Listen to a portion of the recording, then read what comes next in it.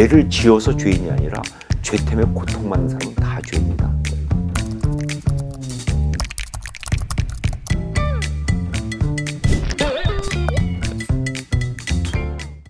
제가 미국에서 목회할 때 한 번은 어떤 성도님이 저한테 물어볼 게 있다고 그렇게 요청하셨어요. 그래서 그분을 뵈었더니 그분은 40대 중반쯤 되는 남자분이었는데 신앙생활을 한 지 얼마 안 되는 그런 분이었습니다. 그런데 이분이 정말 고민스러운 건 뭐냐?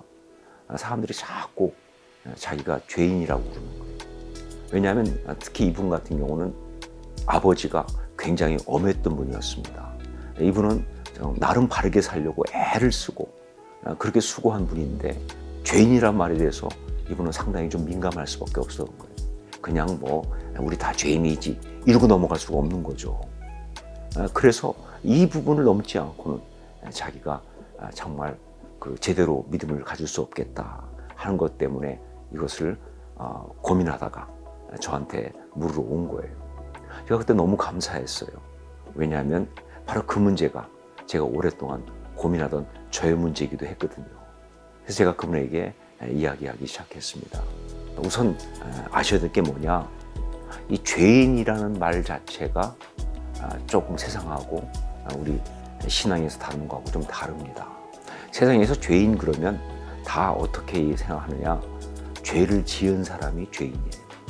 그래서 죄인 그러면 그 다음에 나오는 얘기가 뭐냐면 무슨 죄를 지었는가 이렇게 나오는 거예요. 이 기독교에서 말하는 이 죄인이라는 개념은 그런 개념이 아닙니다. 그러니까 무슨 죄를 지어서 그래서 죄인이다 이런 개념이 아니에요. 너 지금까지 한 번도 거짓말 안 했어? 혹은 너 지금까지 한 번도 남 미워한 적 없어? 뭐 이런 식으로 윤리적인 도덕적인 잣대를 막 들이대기 시작하면 그거는 잘못된 기준이라는 것이죠.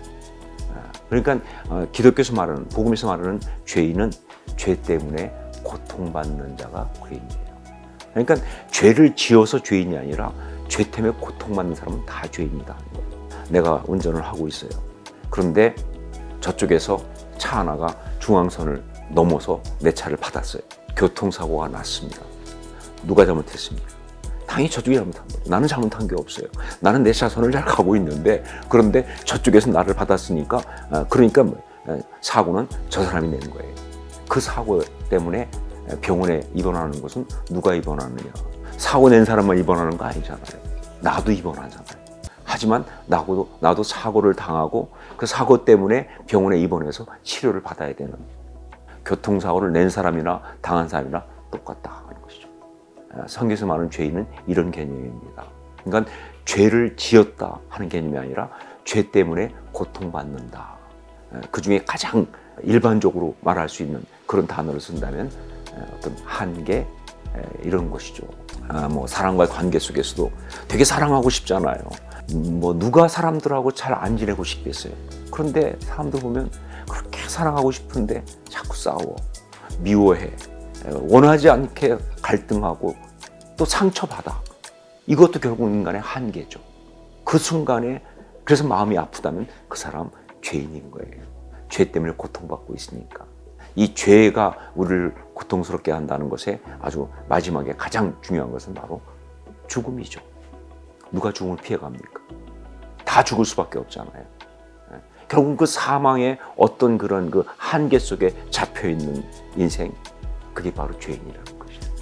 그래서 바로 모든 사람들은 죄인인 거예요.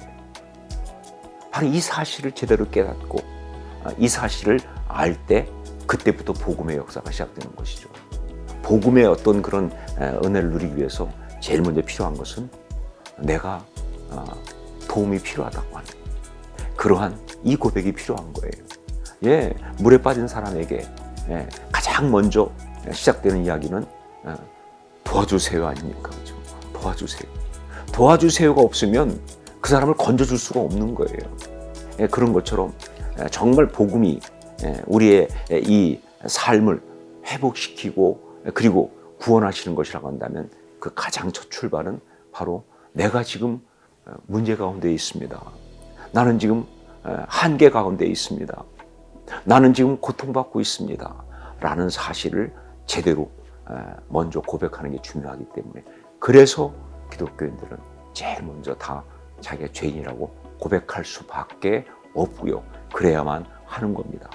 그리고 이것은 처음에 한 번만 시작하고 끝나는 것이 아니라 살아가면서 계속 우리 예수님의 그 구원의 은혜를 경험할 때마다 매번 여기서부터 시작하는 거예요. 그것이. 그래야 은혜가 임하죠. 그래야 정말 구원의 역사가 있는 거죠. 그분에게 이런 이야기를 쭉 하니까 그분이 울더라고요. 왜냐하면 그분은 이해한 거예요. 그게 무슨 뜻인지. 그리고 정말 그 순간 주님 앞에 진실한 기도를 드리더라고요. 주님, 전 죄인입니다. 저 좀 도와주세요. 그때 진짜 복음의 역사가 또 있었습니다. 바로 그래서 모든 기독교인들은 주저함 없이 정말 마음을 다해서 이야기하는 겁니다. 우리가 죄인이라고. 주님 저 도와주세요. 그렇게.